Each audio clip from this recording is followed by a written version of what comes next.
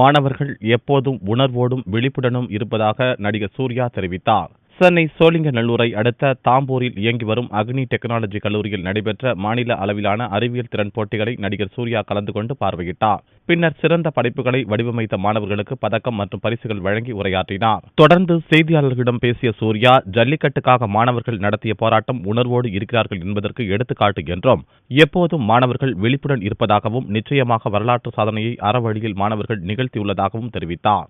அந்த உணர்வோடு இருக்காங்க அப்படிங்கிறது இது ஒரு பெரிய எடுத்துக்காட்டு. எதுவும் கண் துடைப்பாகவோ இல்லாட்டி அவங்களுக்கு தெரியாமல் ஒரு விஷயம் அமைதியாக நடந்து முடிஞ்சிடும், இந்த தலைமுறை எப்படி அதை வேடிக்கை பார்த்துட்டு இருந்தது அப்படிங்கிற மாதிரி இல்லாமல் எல்லா முக்கியமான விஷயங்களுக்கு விழிப்புணர்வோடு இருக்காங்க, எல்லாருமே கண் முழிச்சுட்டு இருக்காங்க அப்படிங்கிறது ஒரு பெரிய உதாரணம்.